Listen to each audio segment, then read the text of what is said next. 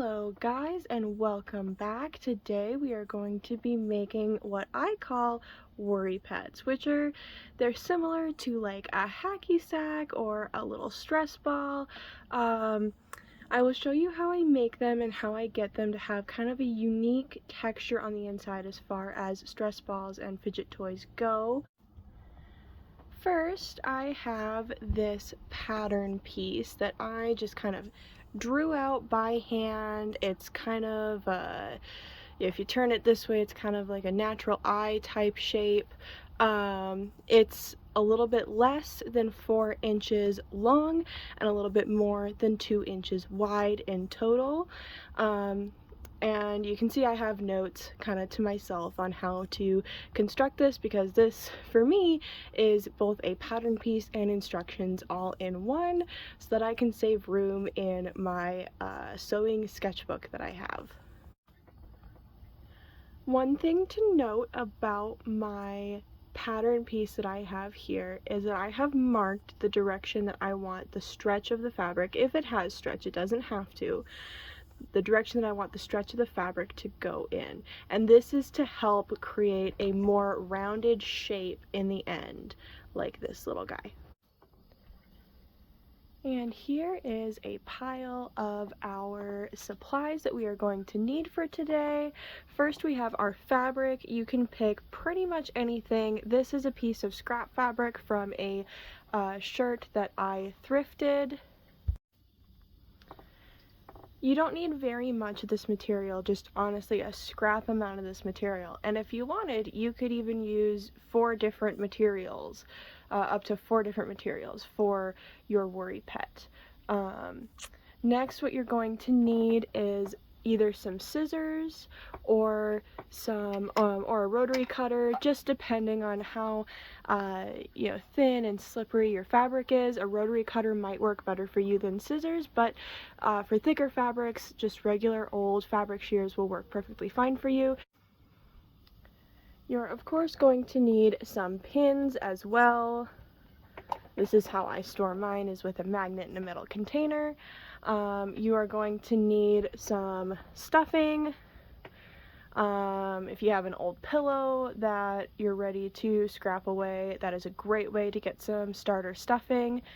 You're going to need some matching thread. Today I'm just going to be using white for mine. You are also going to be needing some poly pellets.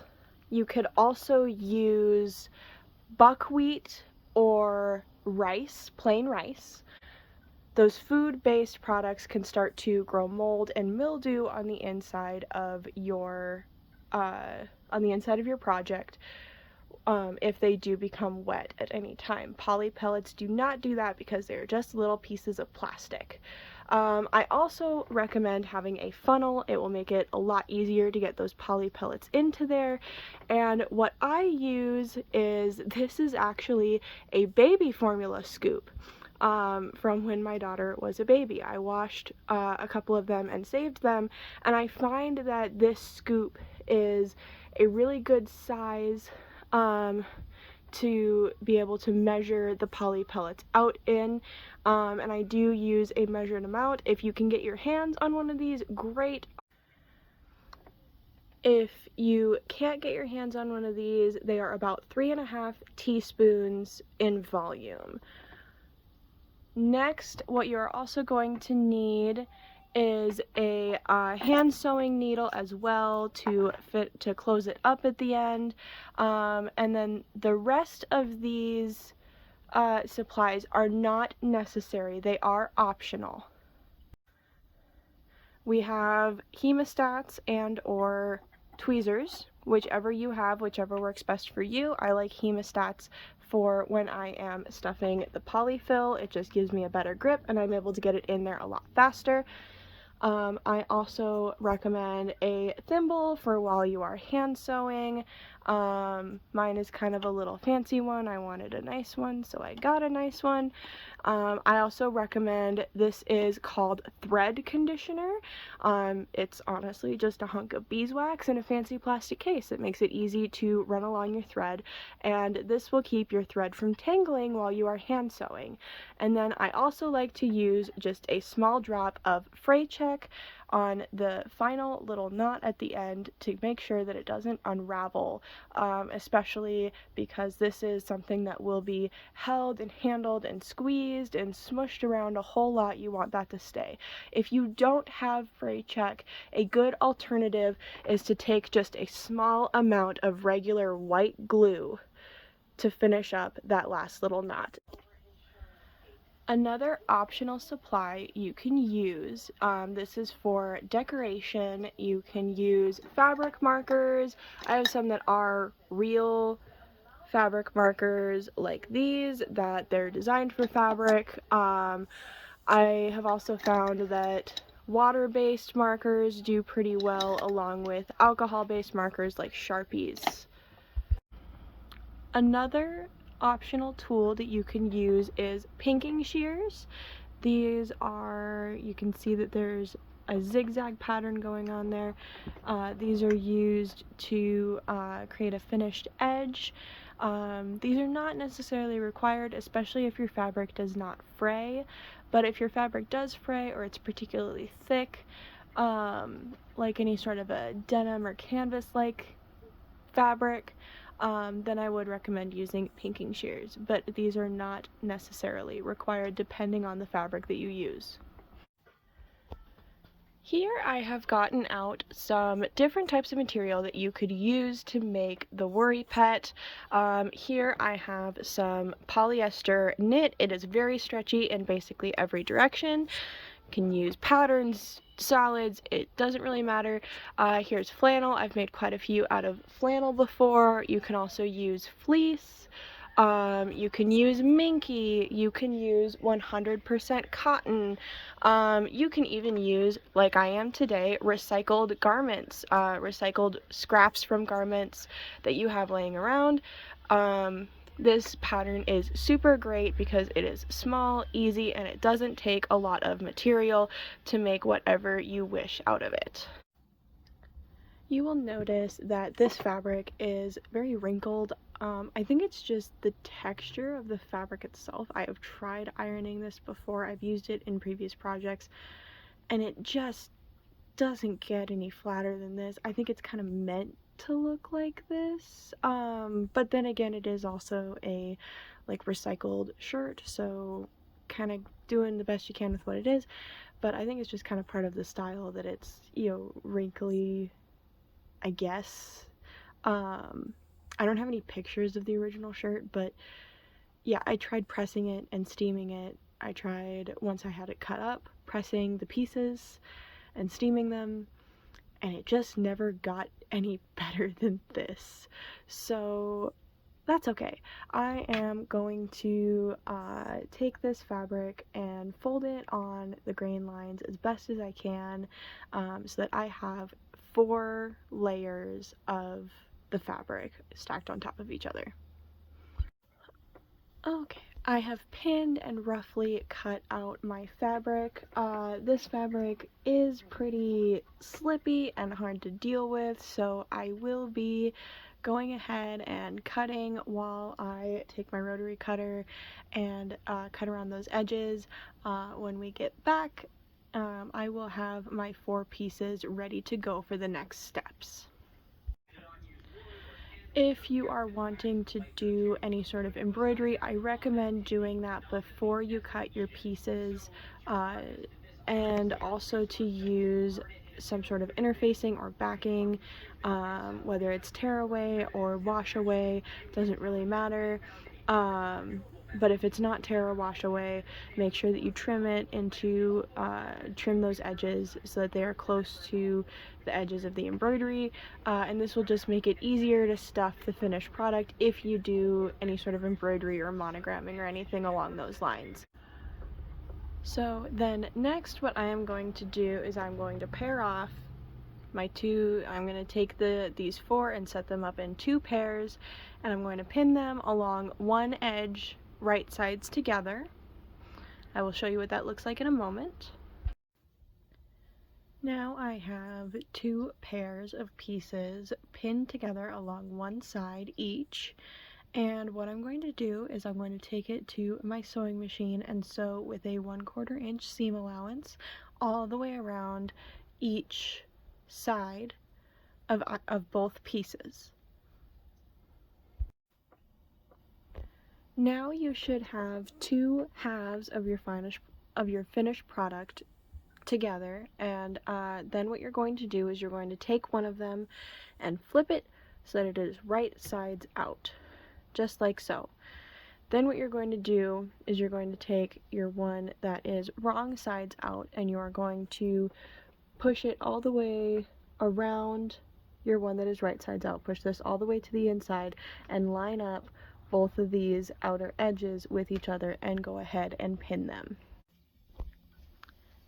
Now you can see I have both sides pinned together around in a circle. I make sure to line up the 2 previous seams on both ends as best as I can. And what I'm going to do is I'm going to start from about, 2/3, a third of the way, somewhere, just somewhere kind of in this general area. I'm going to sew all the way around, over the edge, and then down, and stop about another third of the way away from the last seam, and stop about right here. And this will leave a gap for turning and finishing. And now you will notice that you have a perfectly inside out worry pet. Next, what you're going to do is go ahead and flip it. You can use tweezers or hemostats to help you get the job done, but if you've managed to leave the hole wide enough, it is possible to do with just your hands. Unfortunately, I do not have a tripod for this video. As you would know if you follow my social media, like my Facebook, I did post about that. I did get a tripod, but it broke while I was like testing it out. I am getting a new one very soon, a better one, hopefully. So this should be the last shaky cam video on my channel. Once you have your worry pet flipped, go ahead and get your poly pellets, your funnel, and your scoop. And I have found that 2 full of these baby formula scoops is the perfect amount. So if you can get your hands on one of these, great. If not, like I said the measurements earlier in the video of what these come out to be, and I also just Googled it, to be honest. This is how I like to set up poly pellet stuffing. I'll put the funnel into the hole, and then I'll stuff my tweezers in there, and this is to keep the poly pellets from slipping down in there too soon. I do about half of a scoop at a time, get it all completely through the funnel, and then continue on. The reason why I do this is because the funnel will clog up really easily with this size of poly pellets.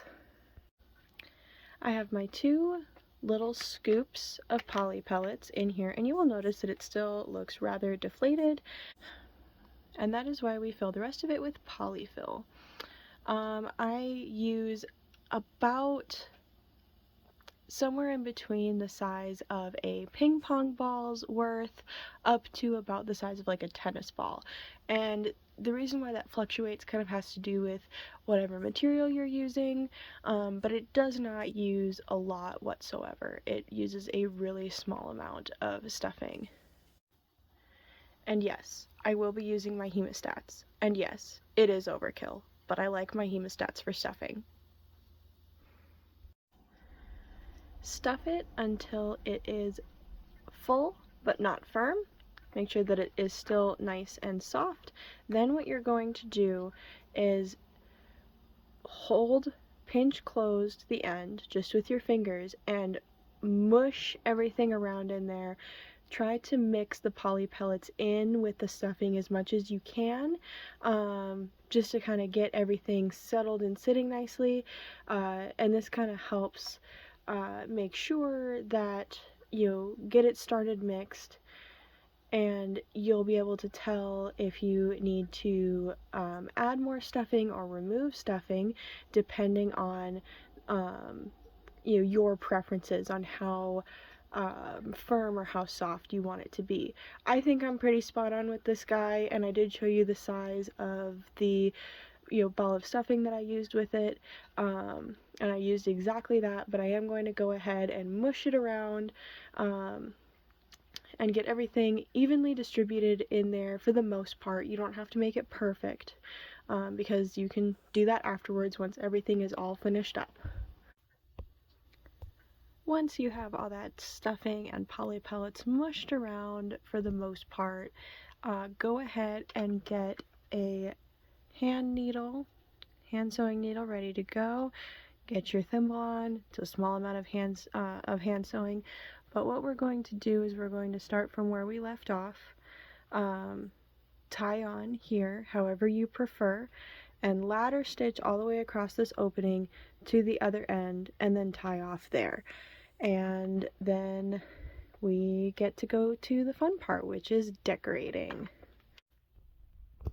Another thing is, you don't need a very long length of thread. I prefer to double over my thread so that I have a starting loop, but your working thread doesn't need to be any longer than about 6 inches.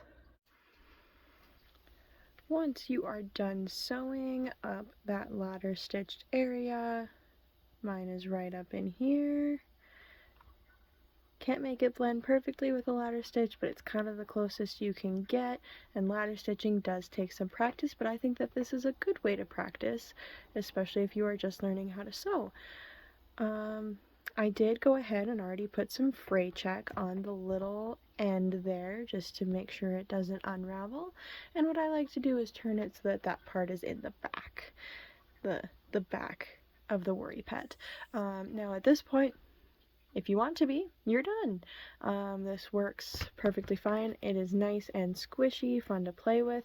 At this point, you can go ahead and really work the polyfill around those pellets or rice or whatever it is that you used in yours. If you wish, you can go ahead and do some hand embroidery if you feel like you're just not done with that hand needle yet. You can use fabric markers, fabric paint. I've even gotten away with making eyes on these with acrylic paint before. Just make sure that you work in really thin layers. I also recommend using a dotting tool instead of a brush, and also make those details relatively small. Don't try and paint the whole thing with acrylic paint.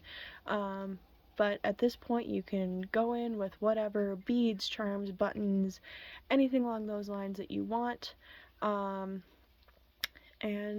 go ahead and just have fun with it. So, but for mine, I think I'm just gonna go with my classic little smiley face. My first time doing this looking through the lens of my camera, so it probably won't be perfect, but I will do my best.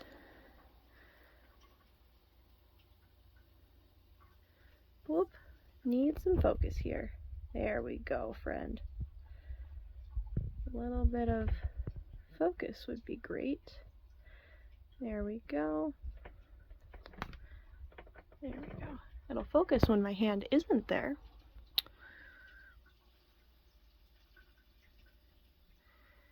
And I like to give them a little happy face so that they are nice and comforting.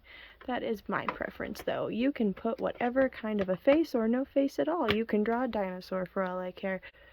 It is your Worry Pet that you can do whatever you wish with. But this is this one. This one will probably end up going up on my Shopify store. I think the way I'm going to handle these on my Shopify is you get a mystery Worry Pet, and you don't really get to choose a color or a variety or anything along those lines. Just, it'll be a mystery. This one will go on my store. I'll be making several more over the coming weeks, so anyone who orders a Worry Pet, it will go out and it will be it will be a mystery, who knows? I'll just go ahead and let you sit here and look at these finished products while I kind of talk about, so I do have a Patreon, and I know I haven't posted anything there yet. Sorry if you can hear traffic outside. But I'm wondering what kind of content you guys want there. I've considered anyone who orders a custom plushie from me, if I get their permission to make a video of it. Would you guys rather that was here on YouTube free for everyone to see, or if it was kind of restricted on Patreon? My Patreon, by the way, is not super expensive. The lowest tier is only $3 a month. And with that, you do get a shout out at the end of every single one of my videos, as well as any sort of polls or anything along those lines that I do post on Patreon. You will be able to participate in those. My higher tiers, if I recall correctly, I know I only have 3. My next tier up is either 5 or 10. I can't remember off the top of my head. But that one does get you access to a Q&A Discord type forum. But the second tier does get you access to like the Q&A function on there. And then the top tier, which is $20 a month, gives access to essentially a way for, if you want to learn from me, you can. I have been sewing for very, very many years. I've been sewing since I was very young, and I just want to go ahead and teach other people. So if you want to learn specific skills from me, go more in depth about my methods and my, kind of the way I do things and break things down, my workflow, my workstation, get into the nitty-gritty details about the tools I use and where I got them, where you can get them, all those types of things. That I think I will reserve for my Patreon, for my patrons. But when it comes to, if any customers that want a custom plush made, do you guys want it here on, if I end up doing videos of those projects, of course with permission from the customer, do you want those videos here on YouTube, or do you want them on Patreon? Do you want them at all? I can kind of do either. I can do both. I can do like a shorter, kind of just going over the basics of, I took this step, I took that step on YouTube, and then kind of go more in depth about my methods and my choices and those types of things on Patreon. At this point, this is all still one big experiment, as this is only my 3rd video ever. On top of that, if you could also let me know down in the comments what kind of content you wish to see in the future, if there are particular patterns you want to see, if there are particular how-to videos you want to see, if you want to see, I don't know, you guys just let me know what type of content you want to see down in the comments. Even just say hi down there, anything along those lines. I will also, in my description, I will put all of the links to my socials, the links to my Patreon. I will link my Shopify, which I did get up and going this past month. I'm super happy and excited about that. It doesn't look the best. I'm working on it every single day. Shopify is a program that I don't have any experience with before in the past, so I'm going. If you guys want to leave suggestions about that on my website, you can. Don't ask me how. I am super new to this program. I'm also super new to this side of YouTube. Other than these videos, I've never posted a YouTube video before, and I'm just kind of winging it, going it as I can. But leave a comment down below, like, share, subscribe, make sure you ring that bell for notifications. I post every third Saturday of the month, and it is my goal to post at least one full-length video per month for the year of 2023. I might get a few shorts in there every once in a while. What kind of shorts content do you want? Do you want me to review certain products that I use? Make, short, succinct, to the point videos on the stuff that I make? Just let me know down in the comments what type of content you want, and I will certainly get on it. Yeah, like, subscribe, comment, share, anything along those lines. You know how to work YouTube, you know how this whole thing works. And I will see you all next month. Bye-bye.